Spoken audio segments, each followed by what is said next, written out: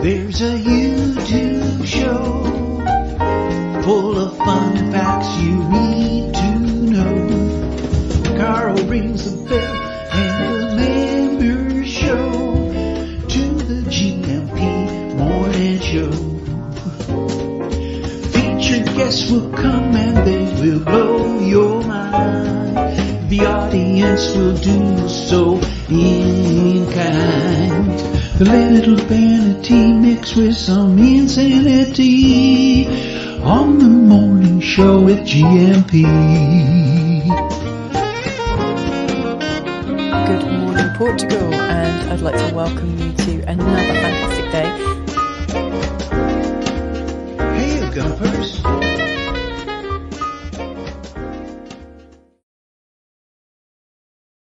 Hola, bon dia, alegria. Munson here with a Good Morning Portugal show, a live stream and the podcast. Now, did you see this meme that was the opening meme this morning? Good morning to you, Joan. Look at this. Meliorism, or meliorism.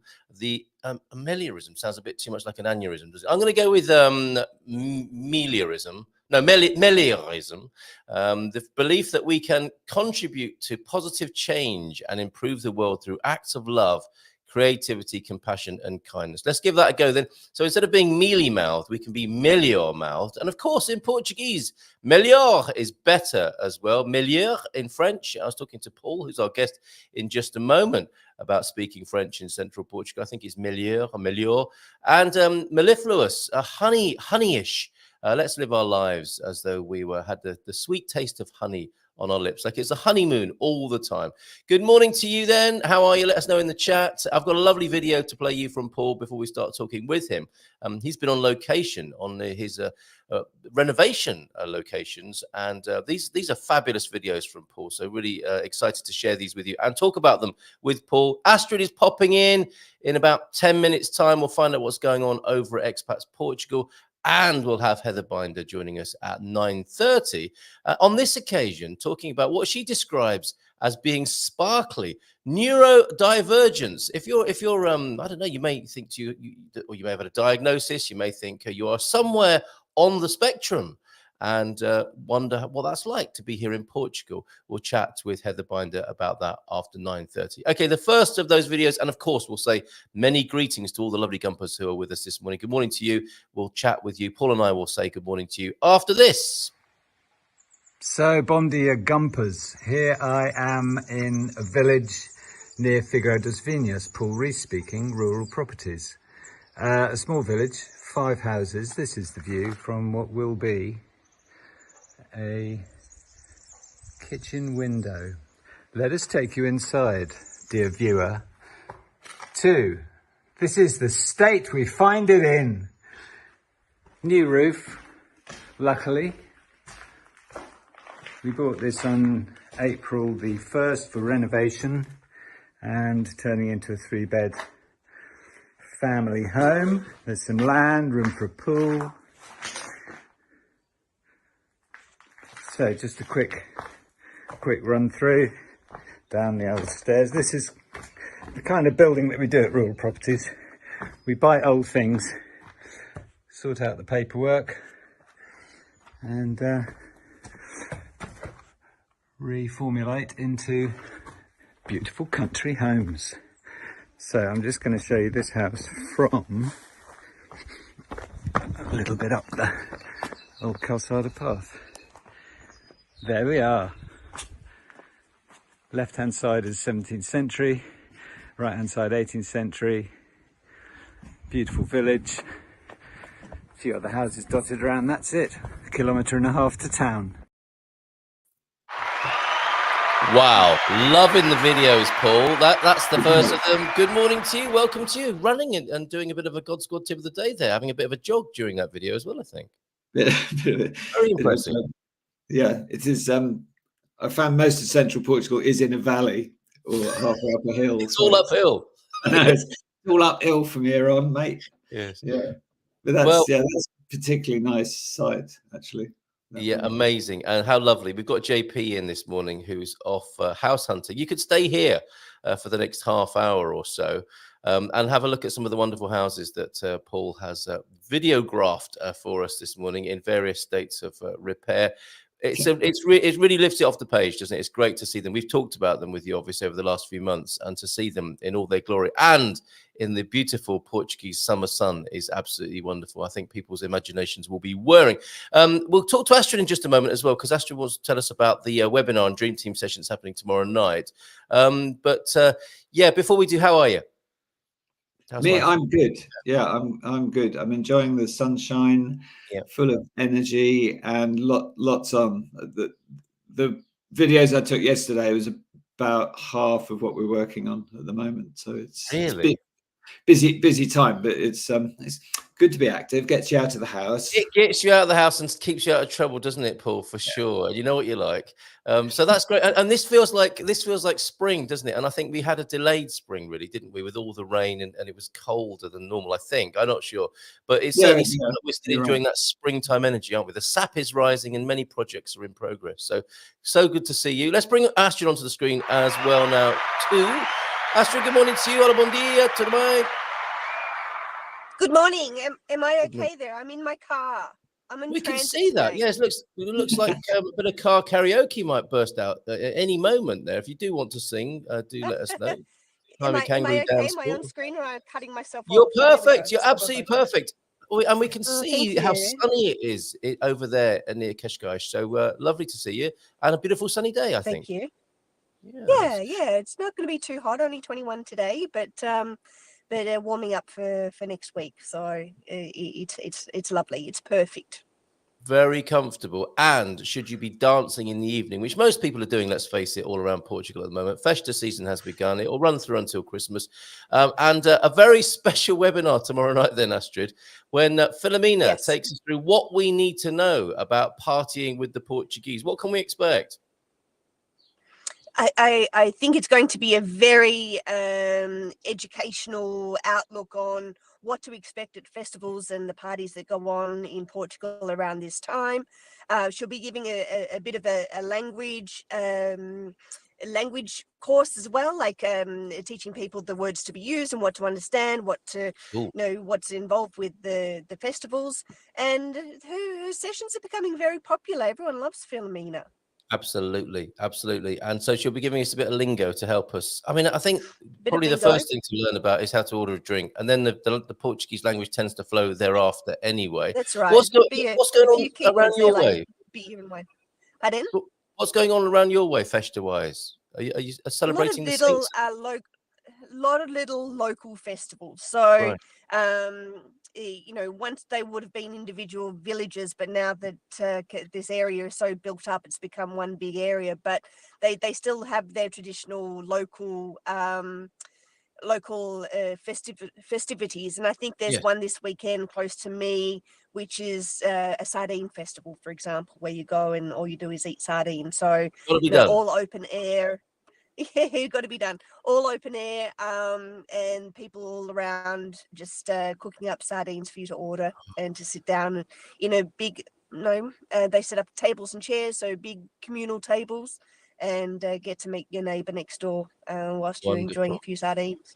And Filomena will be instructing us on how to do that. Sorry, how rude of me, Astrid. Paul, Astrid. When it comes to eating sardines, Astrid, head on or head off? What do you mean? Do I eat the head? The whole thing, yes. I don't eat the head of sardines, but I do eat the head of the little fried ones. Okay. What about you, Paul? Exactly the same. Right. Okay. You can't go that extra step and eat the. No, I couldn't. Not the big ones. I'm sure their brains are full of calcium and goodness.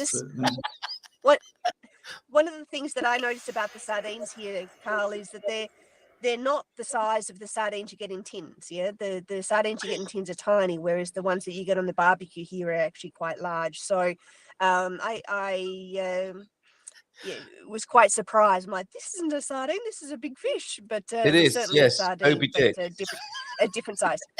But the old Portuguese guys into a can. Right, but you see the old Portuguese guys, don't you? Sagres in one hand and a piece of cornbread and a grilled sardine on the other, just straight in the whole thing. Maybe that's what we can aspire to and work towards. And I understand it's part of the citizenship requirements as well. So we need to get used to that. And after the webinar tomorrow night, we have another Dream Team session. It was great last week. Gilda was in a very good mood, wasn't she, with these new immigration measures? Yeah, she was. She was in a great mood. She's always got something new to share. So it's really. Oh, we've lost your sound there, Astrid. I'm not sure if you're hearing Astrid, Paul. Astrid, we can't hear you. We've lost your sound. She's lost our sound as well. She can't hear me saying we can't hear her as well. That's a shame. And she's there's obviously great things she's saying as well, but I can't hear you, Astrid, at the moment. So, I'm not sure what to do about this. I've not found myself in this situation, Paul. Like we lose one side's audio, but not the other. Never both. So, Astrid, we can't hear you. Can't hear. Very good, Paul. Astrid, no sound. Oh, I don't know what to do about this apart from maybe ask Astrid to come back on. We can't. We Maybe she should log on. Sorry. Okay. Ciao, ciao. We'll see you tomorrow night. We'll see you tomorrow night for Philomena at 7:30. On 7:30, and then at 9 o'clock. 9 o'clock for the Dream Team. See you then. Okay. Oh, what a shame. We'll give her a nice big round of applause, though. Oh, those small sardines, Paul, that are fried and are eaten whole are called the patingas. Okay. And yes, there we go. So patingas, that's what you need to you get your mouth around a patinga and work your way up maybe towards the bigger ones. Astrid, I don't know if you can hear us now, but we couldn't hear you. So I didn't know what else to do apart from to wave at you and hope that you heard what we had to say. So back to these properties then in rural Portugal, rural properties. The name's a bit of a giveaway, isn't it? It does what it says on your tin there, Paul. Let's have another look at a video and your second video of 4 and see how you treat these beautiful buildings, these ancient buildings. So village number 2 for your delight. I wanted to show you the smaller houses that rural properties gets to play with. This one was in a right old state. It was 2 levels. It's now got a stairway between the 2. And this is great vines, by the way. This is in a village called Valderio. It's at the end of a road, stops, and then it tracks down to the Rio, which is the Rio Zezere. So that's our pleasant country view. And the village is about 35 houses. Midday population, dozen people. Weekends it fills up. Ideal alloggiamento locale. So let's have a quick look inside. It's very simple, very neat and clean. We've got a lounge, pellet burner, new kitchen, spiral staircase between 2 levels. Then there's a deck out here, so you can sit and have your morning coffee, looking at the view, and then simply new bathroom, shower, normal stuff, and 2 bedrooms side by side. With the original floors, nice and shiny. Et voila, this is Valderio. This one's for sale at an entirely reasonable price. Not that this is an advert, but it shows that we do smaller houses as well as the larger historic properties, one of which we will see soon. That is the Portugal I fell in love with when I first came. That is fantastic. Well, it's a lovely village, and and strange but true, I had an offer in this morning at full price. Wow. And you didn't tell us what that reasonable price was. Would you care to? Yeah, it's 78 grand. Wow. That is great value, isn't it? Yeah, it is.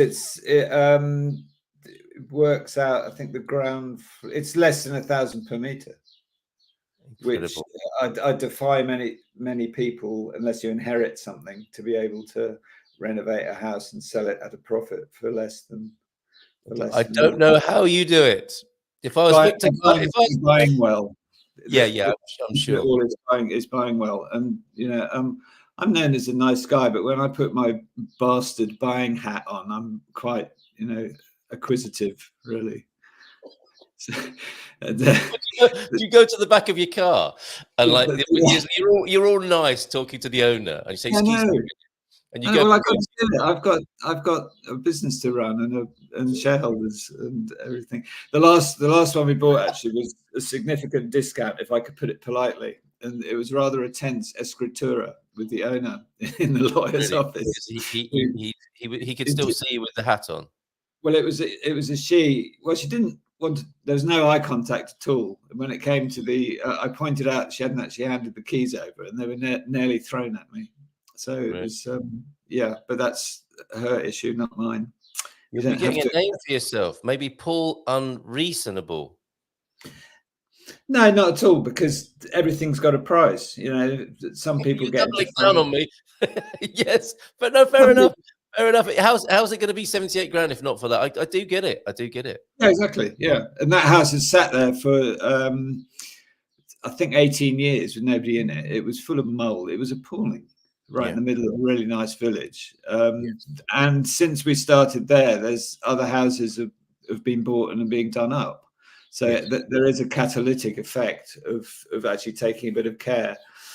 And people, I don't know, because of what we were doing there, we were certainly the first one to be renovated in recent years.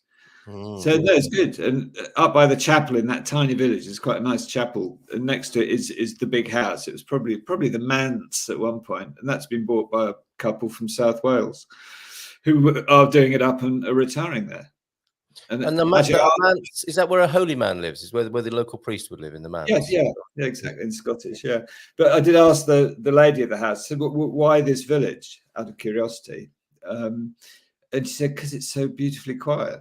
And it is at the end of a road. The metalled road stops there, and then it's track. So you only go there for a purpose, or to park and go for a walk. So it's a nice village, but it's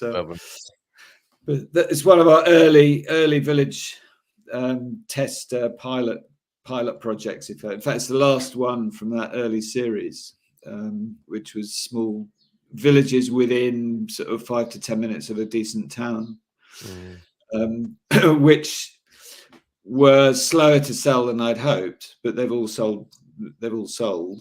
And from that, we learned to look at speeding up the process. And the bit I can't control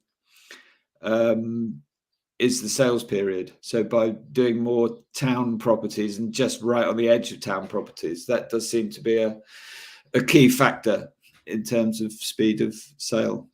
It's interesting, isn't it, with any kind of mixed inventory business? I imagine car dealers are in a similar position, aren't they, where they want to sell unusual and special cars, but they're not the ones that turn over very quickly. So I guess you've got to do some of the sort of meat and veg as well as the more unusual specialty items as well, if you have a mixed portfolio. Yeah, I think with car dealers it's it's easier because they've got a mobile asset. We don't. So yeah, that's true. They can export, they can move, they can have if blue Mondeos are selling well in South Wales and North Scotland, they can shift them there. There's a sort of intranet within most businesses, actually, within most sectors, where you can shift problems around to find a happy solution. With housing, it's not, it's a fixed asset, literally. So true. Yeah, absolutely. Right. And you mentioned so many questions. Why is it called a metal road? Or metalled road, and allaggiamento locale you mentioned as well. Before we get into those, let's say a few good mornings. Marcus is here. Paul, we have the perfect house for you to do up. Come see our village, Salguero de Lombard. I guess you are getting invitations of this kind when people see the quality of the work you do, and there's a doer up or down the end of their street. Bon dia from Mr. S. Owen's in, Bob's in this morning. Good morning to you, Bob. Lovely to see you last evening. It was a lovely gathering of Gumpers last night. We do that on a Tuesday evening at 8:30. Bon dia, Portugal from João Ernesto do Norte. And have you heard about the new citizen cards? Says Veronica down in the Algarve. Good morning to you, Veronica. Article in the Portugal News today. New chip and doesn't go under your skin. Not yet, anyway. Joan is in. We've got Milan from Winsurance, as well as JP and Mr. S, who were in earlier on. Yeah, just on a very quick one then, on why it's called a metals road. Do you know the reason for that? I don't. I should do, because it's my family history. Really, the tarmac? Well, not sort of tarmac. Yeah, my grandfather set up a company in Swansea in 1922 to do road surfacing, and it progressed from that to become a civil engineering contractor. And my dad took it over after the war, and then diversified. So he then diversified into. There's one company that did the early CCTV inspection cameras for shoving up pipes and along. Yeah, so it's it's in the blood, isn't it? It's in the blood, but we don't know why it's called a metalled road or unmetalled. No, there will be. Somebody look it up on. Somebody will help us with that. I've often wondered that. You see a sign maybe in Britain, don't you? Beyond here, the road is unmetalled or whatever. Unmetalled, There's no metal in that, is there? But maybe there was back in the day. So, allegedmente local, the AL license, there must be some interest in that. I mean, if you were to buy that at 78,000 and you thought to yourself, well, I'll stay there sometimes, but the rest of the time I can make it an AL, an Airbnb. Is that possible? Yeah, it is. I mean, it's super easy too. In the councils here who issue the licenses are incredibly willing. They'll bend all sorts of rules to get more allogamento local capacity, because there's very little capacity in terms of hotels and guest houses, etc. Yeah. I mean, the hotel near me is permanently full. It was full last weekend for days because of the presidential visit. But during the summer, it's a bit of a dichotomy. That the country's quite good generally at promoting tourism. The Algarve does it spectacularly. Lisbon does it spectacularly. Yeah. And country areas now are attracting more and more people, but there's a delay. There's a drag, if you like, between actually having places for people to stay. So unless you're in a camper, I defy anyone at the moment to do a touring holiday in July or August and find anywhere to book. So that's interesting. So there is definitely capacity and demand. Yeah, there's more demand than capacity. It's the same in the whole property market, which is why the prices are high. Some would say healthy. I would say. Because there's more people that want than there is provision. But provision of saleable houses. There's plenty of houses in the country, but most of them are in the state that I find them. So not everybody wants to enter into a project and all that entails. And if they did, if they just want to pick it, if they want to let you do that and then pick it up at the end and find something suitable for AL and for them to stay in occasionally themselves, you can assist with that. You can facilitate that whole process. Yeah, I can assist with that. I won't do the work. I'm not a contractor. No, I get that. But if someone, we've got Coach Turner here. We'll come back to your God's God tip of the day and the mindful memery later on in the show. Thank you, Coach, and thank you to James as well this morning. When we eventually buy, we've got more research to do, says the coach. It is likely to be on the edge of a town. I'm sure we're not that unusual. That's a Tom Jones property, isn't it? The one on the edge of town that's not that unusual. You can have that, Paul, by the way. But if they wanted to make it an AL license, you could help them find something of that kind. This is a part of your business, is it, to source the AL friendly and AL doable properties? It's not part of my business. I know a fair bit about it because I spend a lot of time buying and going through the buying process. If you're buying something for AL, you've got to check with the council what they require in the AL license, and it is things like mains water, it's things like main sewage, strangely, even though that's sort of nodded through locally. There's a square meter requirement per bedroom. There's the amount of they don't like internal rooms that have got no windows. There's all sorts of things, but if a normal house is going to qualify for allogamento local, and then you've got to add your fire blanket and exit sign, and you're pretty much there. The guy, actually, in the next video, you'll see the Dutch guy that's bought this house that we're just finishing for him is he's young. He's in his low 30s, so he's still working in Holland. But wants allogamento local. So this house was specifically measured so the bedrooms are big enough and they're both en suite, and there's enough facility. So it's let's take a look at it then. Let's have a look at that now. Right, this is a little 2-bedroom house that we're just finishing. 10 minutes from Castanera de Pera, 15 to Pedroga Grande. Just have a quick whiz through. There's guys everywhere, which is a good thing. So we have a new terrace. Upstairs is full of stuff, but basically 1 bedroom, 2 bedrooms, casa de baño, stairs down, fireplace, lounge, kitchen, exposed walls. Say hi, guys. That's it, simple. This was bought by a Dutch guy for a logement local and partial use by himself, and is the bridge down there. Below that is the river beach. Absolutely wonderful. They were a little reluctant to say hi, but they're busy getting on with stuff there, weren't they? There's a nice part of a project, isn't it, when there's a definite buzz of activity and they're driving towards the deadline, presumably. Yeah, I think it was just lunchtime, and after that there was about 6 people on site, including my contracts manager, who's louder than all of them put together. So it's They dread that visit, presumably, and tidy away the bottles of Sagres as well. Buy around the proper PT builders bottles of Sagres there, which I know you have a policy on that, don't you?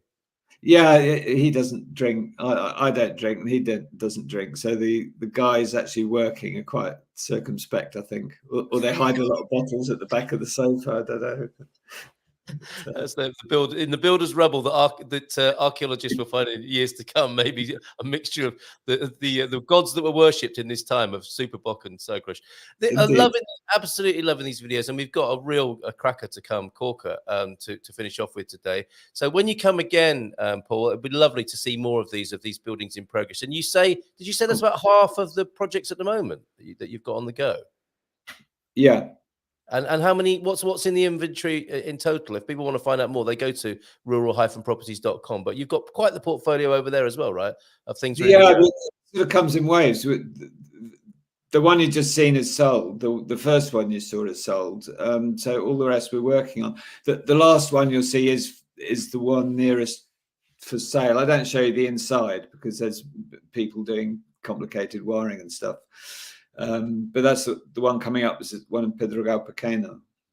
So that's for sale. The other ones, the first one you saw, which was the cottage, the old farmhouse, we'll start work on that shortly, and that can be ready in about 4 to 5 months. If somebody wants to have it designed how they want, i.e. if they want a office in it or a home cinema or 2 bedrooms, not 3, then there's a really good opportunity to work with us to make sure that can be created.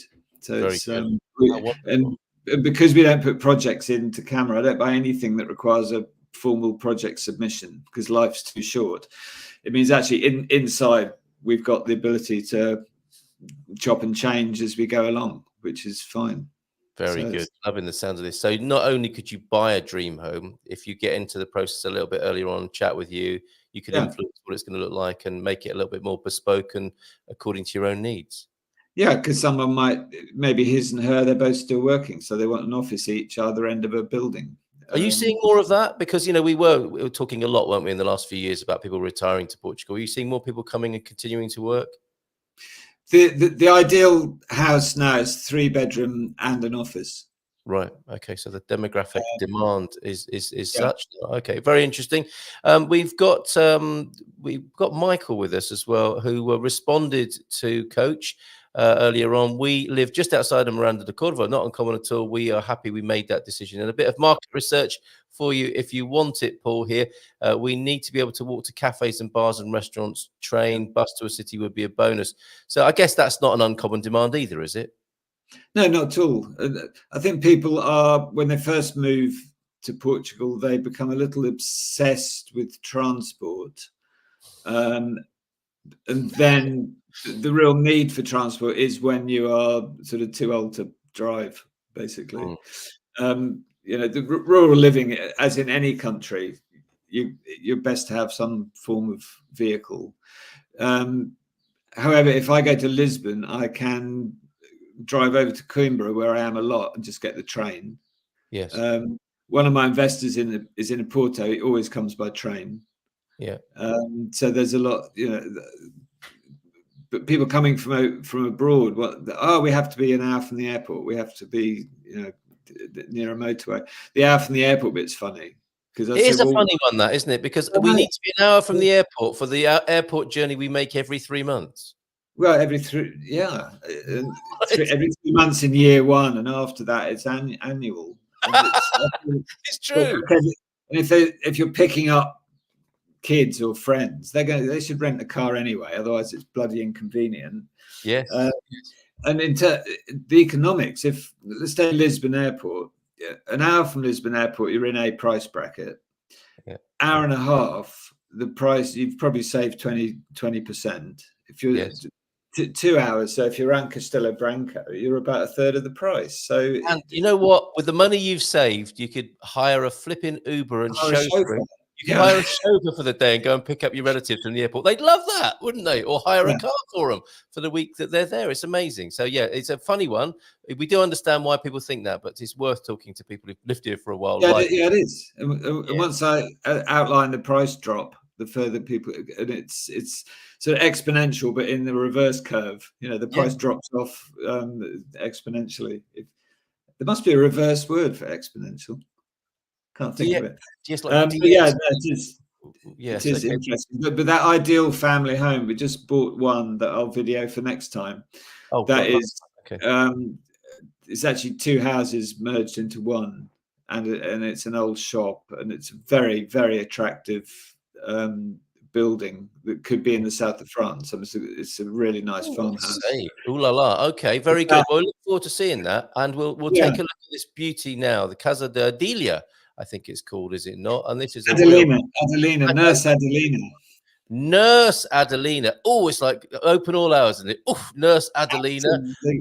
Let's have a look at this before we say goodbye to you and see more of your wonderful work here. And finally, here we are in the old square, Portugal Pequeno. That's the Pelourinho. We bought a house here that had been empty for 22 years. That was lived in by the area nurse Adelina, hence Casa Adelina. Rather nice font there that we pressure washed for free. There's the house. I'm very proud of this house. It was in a right old state. It's right on the main old square. And it's now a work of great beauty. Voila. There's even a religious thing. Station of the Cross number 2, which is Christ picking up the cross, apparently. The date on that is 1865, but that's when this was installed. The house is about 50 years earlier than that. And it's quite big. There's a roof terrace and pleasant views to the distant hills from up top. It's a lovely part of the town, old Portugal Pequeno, the little sister to Portugal Grande, that's just over the river, past the famous bathing area on the reservoir at Cabril. So there we are, that's the final one, dear viewer. Paul, superb job. Thank you so much for being here this morning. Really enjoyed the videos. Bring more with you next time. Good luck with all of these projects. So final word to you. It's a great pleasure, and I found out why it's a metalled road. Go on. We go back, dear viewer, to Latin, to metallum, which means a mine or a quarry. So metal road just means the gravel, the chips that come out of a mine or quarry. The value you bring to this community is extraordinary. The value of Google, to be honest, but I should have known. I only did Latin up to O level, so I can be excused for not remembering. Well, not many people can say that. Anyway, have a great day in Central Portugal. Thanks, Sabine. All the best, and we'll really look forward to see you next month. And we'll send people your way to the Rural-Properties website as well. Cheers, Paul. Take care, and bye for now. Ciao, ciao. See ya. Right, and let's keep that applause going, shall we? Here we go for Heather Binder, everybody. Of bootsonthegroundpt.com. How you doing, Heather? Good. How are you? Well, very well. We've been to Central Portugal this morning. Did you? You saw a little bit at the end of that, didn't you? Beautiful. Yeah, that was really cool. That was neat to see. Yes. Reminds me of some things to research. I bet somebody out there knows. You know that thing in the middle of the square in front of his house? The font goes. Yeah. So I don't know if this is true, but because they have those in Óbidos too, like those kind of like you see that around a lot. Yeah, I've heard. I mean, my husband said this, which must be true. It must be true. It must be true. Come on, if he said it, I have to vet it. But I think they used to like attach. That means like they used to sell slaves there. Like they used to attach slaves like to the pole or something like that. I don't know if that's right. I'm sure we could have asked Paul. He's gone now. He might be lurking behind the scenes and rush back to tell us about that. Yeah, it's one of those things that I'm like, I need to look that up and see if that was actually. I'm hoping that's not what it is. Frankly, I'm hoping that's not the origin story of the thing. Well, I hope not, because you always see those things and you're like, those are cool. Maybe just occasional floggings or something like that, but nothing is horrible. Occasional floggings, which yes, it keeps its town on its toes. Right. How are you this morning? What's new in your world? Not much. Just plugging away, doing visas and helping people with all the crazy things, the driver's license exchange and all the nutty stuff. Been doing that and seeing some friends. I saw you over the weekend with the friends. Yes, wasn't that great? I loved it. I absolutely loved seeing the Blues over there at the Prohibition Bar. They're doing a good job, aren't they? You know, it was my first time there. It was really cool. Prohibition Bar in Óbidos. Yeah. Previously Rex Bar. And it's a nice venue, and the food was good, and I enjoyed our outdoor seating, but indoor we had cover, and that was nice, and it was very comfortable. So yeah, they've done a really nice job. I was glad to get to enjoy that and see you, even though we didn't get much chance to actually chat, but I got to talk to your wife, so that was nice. Yes. Okay. We have an update. Those polls are not about slaves. They were prisoners would be tied and flogged. So it was prisoners. Okay. Not slaves. However, but it was tied and flogged. Okay. However, yes, they so we. Okay. And I here was hoping for tying up or parking your horse. I would so much like to go with that theory there. So no sooner. It was for tying up and parking horses that, probably, I don't know, I guess existed then. That would make sense. For anyone brought up on Westerns, I guess that's what people would well, and then you walk into a bar with louvered doors and just say 2 fingers of whiskey, and it slides along the bar as you walk in. Yes. Maybe. Who knows?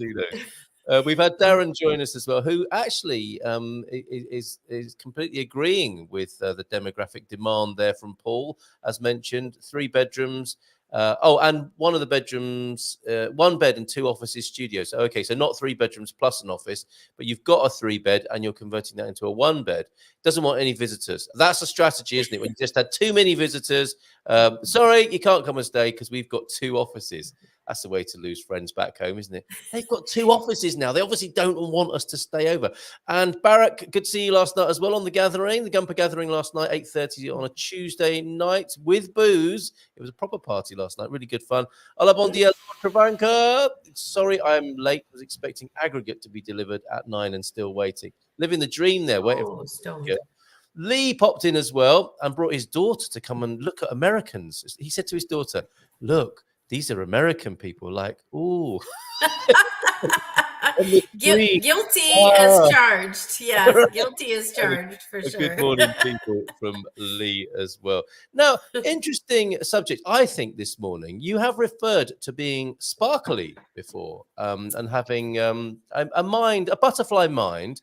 Now, it's difficult getting the language right because the language has changed over the years, has it not? Well, you know, I am a late to being diagnosed, if you will, to ADHD, and so then the whole name needs to change because it's completely inaccurate, at least for me. I do have well, I think it's just inaccurate because ultimately I can hyper focus, and that's how I do my work and things like that. And so but some people, there's a varying degree, you know, it's a spectrum. And so I have talked to some people that are just like, I can see how they have a problem actually functioning versus, you know, some people that might be at a different level that the gifts of neurodivergence helps them actually function better maybe than they would have, which I think is me, although it adds a lot of challenges to relationships and communication and a lot of things. So I guess it's like everything, you know, there's challenges. There's, I hate that word, blessings. I don't know. There's good things that come out of it. And then there's bad things that come out of it. Maybe like anything, I guess. But that's basically what we're talking about, isn't it? Is autism, Asperger's, the ASD spectrum, how ADHD, ADD might come into that. And it is those are different things. So Asperger's doesn't exist anymore. The DSM-5, that's not like a term anymore. Basically, they just say autism spectrum, but I don't have. That's not me. That's my husband, though. And I told him, you know, I just talked to him like 10 minutes ago. I was like, you're gonna have to come on the show and talk about the autism stuff. So that might be a good thing for him to come on and chat about. But for me, ADHD, attention hyper deficit disorder, I guess is what that stands for technically. That's what we're talking about. And what's interesting is you meet so many women. I'm meeting so many women that are, you know, my age. I'm 51, you know, and we're just diagnosed or self-diagnosed or that sort of thing. And I'm self-diagnosed, just to be clear, but I have pretty good authority. And my dad was diagnosed also as an adult, which it is hereditary or can be. So it's one of those leading in things. But it's interesting. But you can call me just sparkly just because, you know. I love that. I really like that. And that's the whole thing, isn't it? About how diagnosis can help, but it can also hinder, can't it? Because you can look at this from the point of view of people being who they are. You know, we all have a unique personality, and there may be things we've learned to do. There are things that we were born with, and it's a bit of a mystery in many ways as well, I think. So on the one hand, it's great to just live in a world where you can be accepted for who you are. And then there are times, aren't there, where something's been a bit difficult because it hasn't been diagnosed, or we haven't quite figured out what that clunky bit is in our lives. And it's a blessed relief sometimes for people to get it's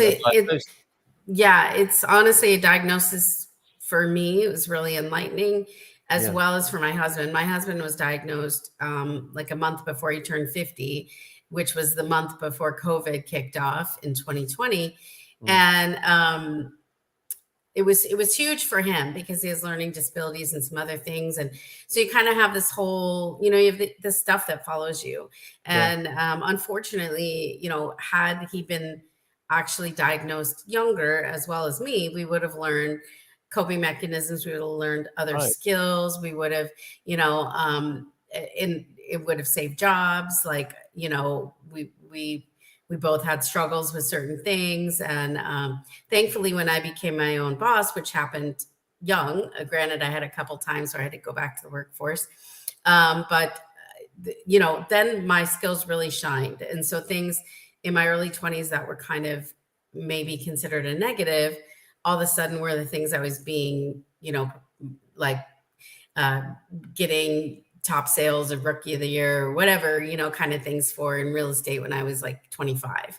Yeah. So yeah, it's a blessing and a curse, but I think not being diagnosed or not getting the tools, the assistance, it was a very big hindrance and yes. Caused there's a lot of trauma that you don't get dealt with because you don't even know that it's like that there's a reason. Let's put it that way. Yeah, fine. Erica, good morning to you. Hello, just listening these days, trying to get some work done. Yeah, sorry, we can be a terrible distraction in that department. Love this autism chat, thanks. And I guess in the broadest sense, we're talking about neurodivergence, aren't we? Neurodivergence, because again, the autism thing, that's my husband for sure. Yes. But ADHD is kind of where I'm at. And I know it's weird because so many people are like coming up with these diagnoses and all this stuff. And I don't really get why, except for maybe that's just normal for us to have this level of divergence in, in our brains and how they function. And it just was never really properly addressed in the past. Yeah. It's a fascinating time for all of this, I think. James adding to the conversation here, diagnosing, like labeling, is a way for understanding the ingredients in the bottle, not what someone is. They are or should be tools for better understanding, not for defining. That is a thin line and a very good comment. So thank you for that, James. Pete's in as well this morning. And yo, Doug. Oh, no. Sorry, this is so confusing when James comes up with these long names. Doug isn't even here. He's got a mug named Doug, though. And what a beautiful day with a greeting to us, Carl and Heather. And nice. We are shoveling poo. Now, I don't think he means metaphorically. Awesome. Shoveling poo. Good luck with that, Pete. If we were anywhere nearer, we'd go and help, wouldn't we, Heather? But it's just too far. Just too far. Too far. Yeah. Right. Now, and a lot of talk about, we'll come back to neurodivergency, because I particularly want to know about what it's like to live in Portuguese culture as well, for you and anyone else who might want to comment on that this morning. Now, we've got to the point when the pole in the town. Oh, yeah. That could be another use for it, couldn't it? For pole dancing in the middle of the town. But anyway, the Pelourinhos, yes, they sold slaves there. No, those poles are not about slaves. They are where the prisoners would be tied and flogged. And here I was hoping for them to be a tie-up for the horse. Apparently, if your town had one of these poles, it was a sign of the importance of the village, because the town had a judge who could order people to be flogged, presumably there. My goodness. No, says Antonio F., who we like to defer to, not least because he has a great 300 type warrior in his profile picture there. It was a symbol of importance of the place, a place usually in front of the Câmara Municipal, the city hall, and also for punishing criminals, and a common since the 12th century there. I think that's 7th. Yeah, 7th century. Well, no, that's 12, isn't it? Is it 12? Oh, 10. You're right. Yeah. I think so. I always hesitate. You're right. No, I always think it's a test when somebody puts Roman numerals on the screen. I think, it is a test, and I failed. You passed. Another language. We needed Paul with his O-level Latin for that. The pillories, okay. So in English, pillories, Pelourinhos, would be destroyed by invading armies as a sign of conquering, since it represented the town's significance. Oh, okay. So find the pillory and smash it up, because we are the new bosses of the town. My goodness, it's been a very educational show already this morning. Bon dia todos from Ubi as well, and lots of other chat going on in the comments. Thank you very much for that. And of course, it is Ask Anything, Say Anything about Portugal Day, Hump Day, Wednesday. And of course, Heather can help you. Ask and say anything about Portugal. Seriously. It is almost my 3-year anniversary. And what is it? What date is it? The 12th? My anniversary is the 17th. So 3 years. Well, and I think there's a kind of gradient, isn't there? Of, you do a lot of asking, and it's nice to be respectful and new and wide-eyed as a tourist. But inevitably, after 3 years, you've got a few things you want to say as well as ask. I think as well. So feel free. Right. Let's talk more about neurodivergency then. We're learning that Armação de Pereira has a sensory room for children with autism. Have you had a particular experience? Because I think you say it's quite a recent self-diagnosis for you. What's your view of being in Portugal? Have you got nothing to compare it with? Well, autism, again, not my thing, but ADHD wise, I don't have anything to compare it to, because I thought I had it like in my late 30s. But I thought what it meant was I'd seen this video and it was talking about not having a filter, because I totally don't have a filter.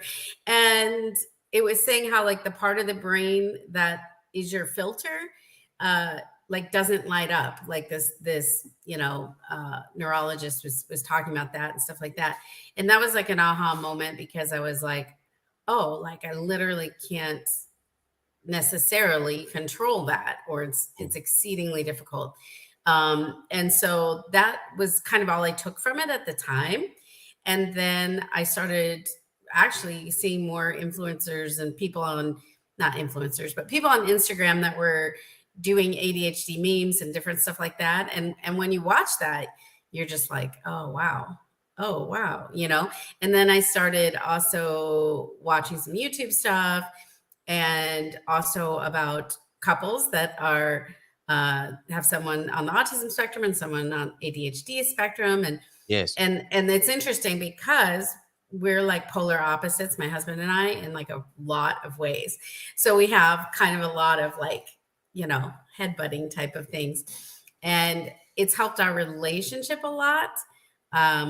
Both of us be able to kind of go, well, that's my thing, and him go, well, that's my thing, you know, like he likes structure and time and like repetition. And like, if we're going to go run an errand, if I add another errand to it, like, you know, that sort of thing can sort of blow his mind. And, and so, but you also wouldn't suspect it, because he's very talkative and he's not like on the nonverbal side. He's on the like really verbal side.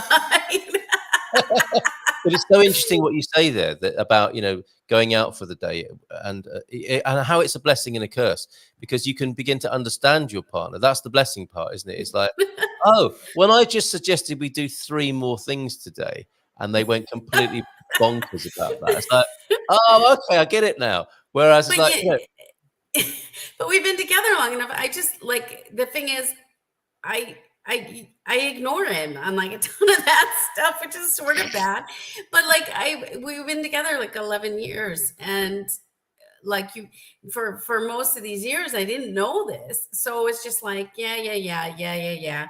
And you know, I'm gonna leave when I'm ready. And he's sitting around going, oh, we're gonna be late, you know, and that sort of thing. And I'm like, yeah, whatever. And I mean, I don't like to be late, but I'm not an early either. I'm like an on time, you know. No, but I mean, the point is, it's different. If the other person doesn't think in the same way, that's where the friction can begin, isn't it? Yeah, definitely friction. Or like if I say, he's so literal. So for me, because I don't have a filter, I'll say, I need the trash taken out, right? And but because he is so literal, he thinks I mean stop what you're doing right this second and go take the trash out. And like, that's not what I meant, you know, like I just meant like sometime today, ideally, or whatever, tomorrow, you know, like, and so I have to try to say, when you get a chance, or today, or in the next couple of days, or this week. But his memory also sucks. So does mine for certain short-term things. And so I have to, like, you know, there's some funny stories. I'm not sure we're the point of laughing about all of them yet. But when you are, we'd love to hear those. Okay, fantastic. All right, I'll have to get his okay on that one maybe next time. Well, I think it's amazing that we have these sort of conversations now, and that's the blessing side, isn't it? Is understanding people better. The curse side is like, you know, I'm watching these videos and what it's like to have a partner with ADD or ADHD, or, you know, somebody on the spectrum, all the different videos that you see, TikToks and and it's like, that's you, that is. No, that's you, that is. And people people could start falling out with that sort of stuff. Okay, let's go back to the beginning. And before we conclude today, time flying as usual, let's have a mindful moment then from James. And welcome your commentary, obviously, on these, Heather. Feelings come and go like clouds in a windy sky. Conscious, not when you're ADD, I don't suppose. Or maybe they do. For conscious breathing is my anchor by Thich Nhat Hanh. Stepping into freedom, an introduction to Buddhist. There you go. I think he rushed that a little bit this morning. But with neurodivergency, with the ADD, do you find mindfulness or any sort of meditative techniques helpful, or is it just too much? I cannot. So my brain is very busy. I apparently have a lot happening all the time. I'm one of those people, like, I need like brown noise, which is something I didn't know about, but instead of white noise, there's brown noise. And I fall asleep to that. It's actually great. It's kind of like TV static, but it helps me fall asleep because it just keeps like the little monkeys in the brain busy. And then I brown noise, Heather. That is terrible. I can imagine saying that. I know, but it's actually really cool. And then there's ADHD, like study music that I like on YouTube. There's YouTube video, and I get, or work music. I get a lot more done when I'm listening to that. So yeah, and the thing about emotion's interesting because that's one of our issues is with ADHD is dysregulation of emotion. So I do relate to that. Very good. Okay, brown noise. Never heard of that before. Mindful Dad. Do forgive me. I think I've just made a brown noise. Anyway, mindful dad joke. James Bond sports grey hair in his latest film, No Time to Die. And it was a good morning to the Gumpers earlier on. Visiting a mate in Stamford today, says the coach. One of the prettiest towns in England and packed with great pubs and restaurants, and maybe a bit slow tomorrow. You're very welcome to be. God's God to the day then. Quick addendum to... There's all sorts of Latin references this morning. Quick addendum to yesterday's calf stretch. Be careful not to overstretch. Also, you may find it easier to rise up on the balls of both feet than lift one leg up. I'd love to see a video of that. Slowly dropping down on the other, as I discovered yesterday after training. Single heel raises are quite hard work. So go steady with those. Good to have you here this morning, Elaine. And your morning thought: a good laugh and a long sleep are the best cures in the doctor's book. An Irish proverb. Top of the morning to you, Milen. Thank you very much for that. And for everybody who's been here this morning, did you see the Golden Visa? Going back to visa business and how you help people move to Portugal, which is, of course, what you do. Oh, and P.S. Happy Pride Month, everyone, says Erica Kay from the south as well. And Quack says T-Duck, good to see you this morning, T-Duck as well. What's new in the, are you welcoming these new immigration measures, Heather, or is it too early to call on those? Is it just political? Well, the number of articles and things that get published before anything's official is just like insane. Yes. So I honestly don't pay a ton of attention to it unless it's actually a change in the law or something. Fair enough. Yeah. And so who knows? And the way things work in Portugal, it depends on the breeze of the day, So we're just trying to pay attention to what the actual authorities are doing with our visa applications for our clients, any changes we see there or tweaks or things like that, and keeping up on those approvals. So we've been doing great and helping lots of people move here. I have quite a few people here now, which is really nice to see and experience. Sure it is. That must be wonderful to have your class of 23, your class of 24, maybe even a little graduation party might be quite nice, mightn't it? Well, when do you graduate? I think you don't graduate till you have your driver's license, because that means you have the health number and you have the card and like you've done the 8 million things.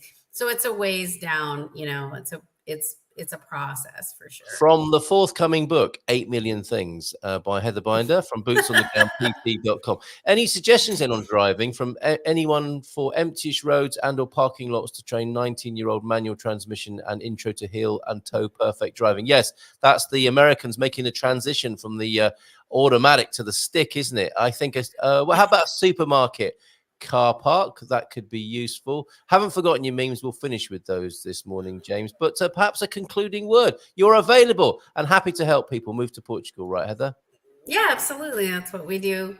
And we offer a free chat where we can get on the phone, get to know each other and see what questions you have and get going from there. So you can go to our website to sign up for that. Very good. And as far as advice, teach them how to use the roundabouts properly when it comes to a teenager driving. So left lane if you're going straight through, please, or turning left.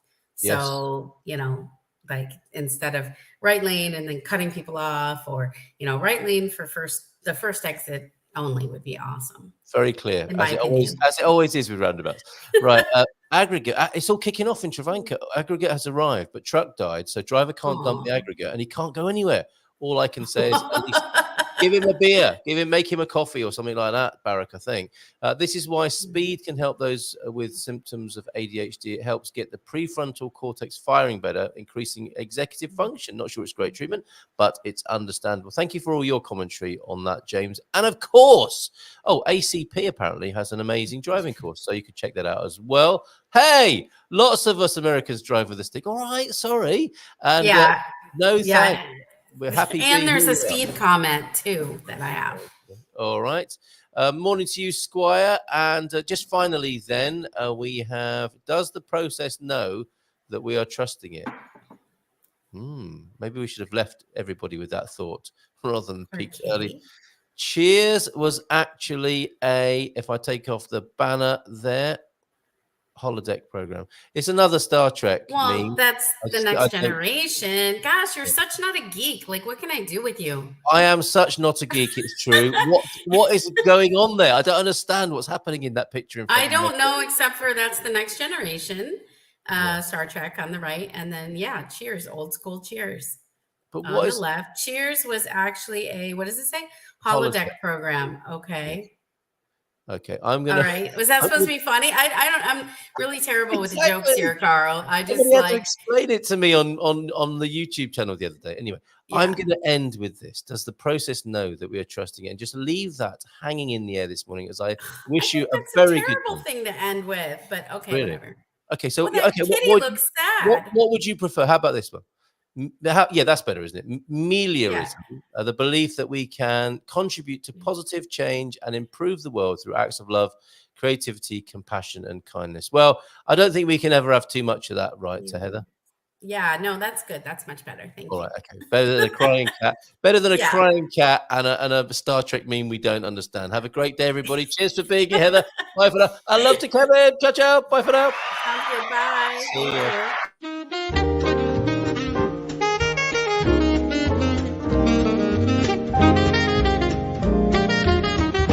Bom dia, Portugal! In Portugal, there's a YouTube show full of fun facts you need to know. Carl rings the bell and the members show to the GMP morning show. Featured guests will come and they will blow your mind. The audience will do so in kind. The little vanity mixed with some insanity on the morning show with GMP. Good morning, Portugal, and I'd like to welcome you to another fantastic day. Hey, Gumpers.